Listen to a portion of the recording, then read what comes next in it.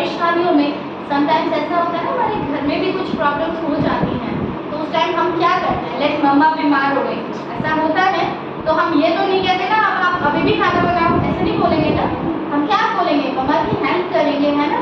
तो ऐसी परिस्थितियाँ देश में भी आती हैं, है ना। अभी भी देश में क्रिटिकल कंडीशंस हैं। आज से पहले कब क्रिटिकल कंडीशन थी, पहले हम उसको डिस्कस कर लेते हैं, फिर आज की जो कंडीशन है उनको हम डिस्कस करेंगे, है ना। बेटा हमारे second prime minister, who was our second prime minister, और second prime minister was mister Lal Bahadur Shastri. हम उनका बर्थडे सेलिब्रेट करते हैं 2 अक्टूबर को, तो उनका बर्थ कब हुआ था, 2 अक्टूबर 1904 को हुआ था, और डेथ हो गई थी 66 में। तो जब वो सेकंड प्राइम मिनिस्टर बने जवाहरलाल नेहरू के बाद में, तो देश में क्रिटिकल कंडीशंस तो थी, आपको पता है पाकिस्तान अलग हो ही चुका था, है ना, पाकिस्तान अलग हो चुका था, और उसके बाद भी उन्होंने अपनी पाकिस्तान में अपनी गलत चीज़ें, अपनी बदतमीजियाँ बंद नहीं की, भारत को किसी न किसी वे में वो बार बार परेशान कर रहे थे। तो युद्ध हो रहा था, 1965 की बात है, उस टाइम भी देश में आपातकाल ही था। 1965 में भारत और पाकिस्तान के बीच में युद्ध हो रहा था। अब भारत में क्या था ना बेटा, भारत में एक तो डाइवर्सिटी बहुत है, यूनिटी थी ही नहीं, आज भी नहीं। तो हमारे देश में इतना भी गेहूं नहीं होता था कि जनता जो थी, जो पीपल है, उनका पेट भर सके। आज तो बहुत सारे आपके पास उपाय मौजूद हैं, दालें हम खा लेते हैं, चावल हम खा लेते हैं, लेकिन that time India was totally dependent on rice and wheat, ठीक है, 2 ही चीज़ों पे डिपेंडेंट था। तो हम कितनी सारी चीज़ें खाते हैं, रागी खाते हैं, ज्वार खाते हैं ना, तो उस टाइम गेहूं पे ज़्यादा डिपेंडेंसी थी, और हमारे पास गेहूं इतना होता नहीं था कि भारत का पेट भर सके, मतलब भारत के लोगों का पेट भर सके। तो हमें जो गेहूं था वो कहाँ से इंपोर्ट करना पड़ता था, हम अमेरिका से इंपोर्ट करते थे। अमेरिका में एक लॉ है PL 460, PL 460 का मतलब है पीपल लॉ, मतलब अमेरिका में इस लॉ के अकॉर्डिंग, बिकॉज अमेरिका क्या है, डेवलप कंट्री है, तो जब वो डेवलप कंट्री है, ये जो हमारी यूनेस्को है वो क्या कहती है कि अगर आपके पास धन अच्छा है एक देश का, तो वो दूसरे को दे देगा, उसकी मदद करेगा। इसलिए हम समय समय पे कर्ज भी लेते हैं वर्ल्ड बैंक से। तो PL 480 के अकॉर्डिंग अमेरिका उन कंट्रीज को गेहूँ देता था जिनके पास गेहूँ नहीं था, जिनके पास गेहूँ कमी थी, ठीक है, इतनी बात समझ में आ गई।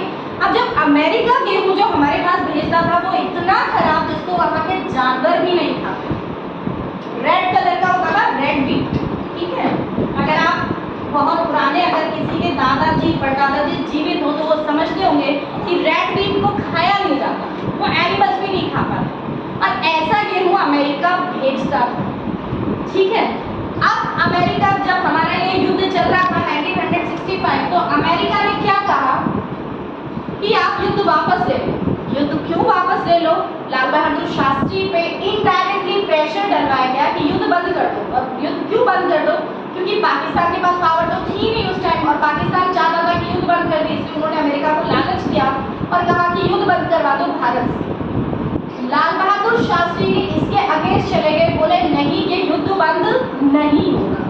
जो एक्चुअल आपातकाल था उसका रीजन ये था, लाल बहादुर शास्त्री ने कहा, क्या कहा, हम झुकेंगे नहीं, और लाहौर तक हमारी सेना पहुंच गई थी। लाहौर इज इन पाकिस्तान, ठीक है। अब वहां तक जब हमारी सेना पहुंच गई तो वहां के जो प्राइम मिनिस्टर थे उनको डर लगा, अब उन्होंने अमेरिका से सिफारिश की कि ये युद्ध बंद करवा। युद्ध बंद करवाने के लिए लाल बहादुर शास्त्री को प्रेशर दिया गया, ठीक है। लाल बहादुर शास्त्री ने कहा कि नहीं, मैं युद्ध बंद नहीं करूँगा, क्योंकि वो हमारे अंदर तक घुस आए थे, उनसे हमें जमीन हमारी वापस ले ली। तो जब लाल बहादुर शास्त्री ने ये कहा कि युद्ध बंद नहीं होगा, तो अमेरिका ने ये जो इतना खराब गेहूं था वो भी सप्लाई करना बंद कर दिया। अमेरिका ने इतना खराब गेहूं जो हमें भेज रहा था, जिसको अमेरिका में जानवर भी नहीं खाते, वो भी अमेरिका ने सप्लाई करना बंद कर दिया, और ये बोला कि अब आपके लोग भूखे मर जाएंगे, आपको युद्ध अपने आप रोकना पड़ेगा। तो उस टाइम लाल बहादुर शास्त्री ने आपातकालीन बैठक बुलाई, पूरे देश के बड़े बड़े लोगों को बुलाया, और सबसे ये रिक्वेस्ट की कि देश मंडे, एवरी मंडे हम लोग क्या करेंगे, व्रत करेंगे, पूरा भारत एक साथ। वो खुद ने भी किया, और दिन में अगर 3 टाइम खाना खाते हैं तो 2 टाइम खाओ, जिससे गेहूं पूरा हो। गेहूं तो चाहिए, तो हम खाना खाएंगे नहीं तो गेहूं कम लगेगा ना, सोल्जर्स को तो खाना चाहिए। तो क्या किया, एवरी मंडे फास्ट करो और 3 टाइम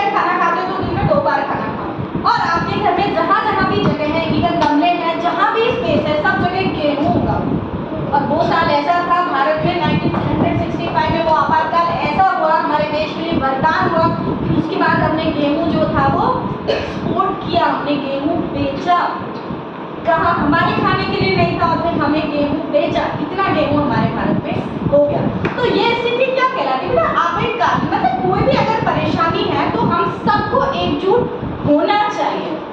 एक कंट्री है उसका नेम स्किप हो रहा है, वहाँ पे ऐसी आपातकालीन व्यवस्था हुई, आपातकालीन आया तो सोल्जर्स लड़ रहे थे। अब सोल्जर जब लड़ रहे हैं उनको क्या चाहिए? उनको एग्स भी चाहिए, नॉन वेज भी चाहिए और देश में थी कमी क्योंकि हैंड किसी वजह से डेथ हो रही थी, हैंड मरते जा रहे थे। तो जब वहाँ के प्रेसिडेंट ने ये कहा कि एग्स की कमी है तो वहाँ के पीपल इतने समझदार थे, एग्स ले लेके लाइन में खड़े हो गए कि वापस लो हमसे, जिन्होंने खरीद लिए थे एग वापस देने के लिए लाइन में खड़े हो गए कि हमारे सोल्जर्स को दो। तो ये सिटीजनशिप कहलाती है। मतलब अगर हमारे देश में किसी भी चीज़ की कंडीशन है, कंडीशन खराब है, हम परेशान हैं तो हमें सरकार का सपोर्ट करना चाहिए। वैसी ही आपातकालीन स्थिति आज बन गई है पूरे वर्ल्ड के सामने, not even Bharat, whole world. क्या बन गई है आपको पता है? ईरान और अमेरिका में युद्ध चल रहा है ना? समय समय पे युद्ध होते हैं, ईरान से काफ़ी लोग युद्ध, क्योंकि ईरान के पास क्या है? तेल है, ऑयल। तो तेल किस किस चीज़ में यूज़ आता है? एक तो हमारी घरों में जो एलपीजी है उसमें यूज़ आ रहा है, हमारी कार्स में जो पेट्रोल भरा जा रहा है, हमारी वैन्स में जो डीजल भरा जा रहा है उसमें, और गोल्ड की जो आपको पता है जो गोल्ड मिलता है ना वो बिल्कुल स्टोन जैसा मिलता है खानों से। उसको प्योरीफाई करने के लिए वो गोल्ड भी विदेशों से आता है, इतना हमारे देश में नहीं होता जितने की डिमांड है। उसको प्योरीफाई करने के लिए भी पेट्रोलियम पदार्थ चाहिए और वो हमें मिल ही रहे क्योंकि ईरान के जो तेल के कुएं हैं या एलपीजी है, पहली चीज़ तो वो सप्लाई नहीं दे पा रहा और सप्लाई है तो अमेरिका ने सब बर्बाद कर दिया। तो अभी हमारे देश में क्या आपातकालीन स्थिति है कि हमें पेट्रोल, डीजल, एलपीजी सेव करना है।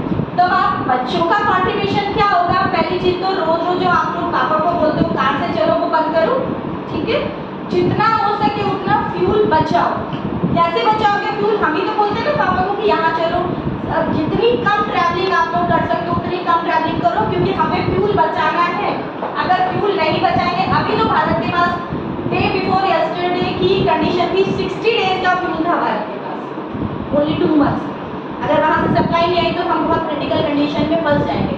तो हम सबको फ्यूल बचाना है, पेट्रोल डीजल जो उसमें गाड़ियाँ चलती हैं वो बचाना है, एलपीजी जो घरों में गैस सिलेंडर है वो भी आप मम्मा को अलग अलग चीज़ें बनाने के लिए मत बोलो, एक सिंपल सा खाना बनाओ, जितनी बचत कर सकते हैं उतनी करो, ठीक है?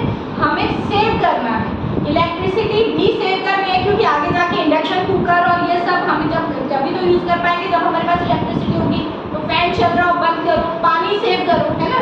क्रिटिकल कंडीशन पानी की तो भारत में वैसे ही है, एवरी टाइम ही रहती है, पानी उतना है नहीं जितनी नीड है ना? तो अब ध्यान से इन चीज़ों को समझना है, सेव फ्यूल, सेव इलेक्ट्रिसिटी, ठीक है? ध्यान रखें और खाना भी बचाना है। आगे नहीं पता बेटा कितनी क्रिटिकल कंडीशन हो, जितना खाना उतना यूज़ करो, वेस्ट नहीं करना। बच जाता है आप लोग अपनी प्लेट में उतना ही डालो जितनी की आपको नीड है, ठीक है? अगर सुबह का शाम को बच जाता है आप अपने घर के बाहर जो एनिमल्स हैं या जिनके पास खाना नहीं है उनको दे सकते हैं, ठीक है? जय श्री राम।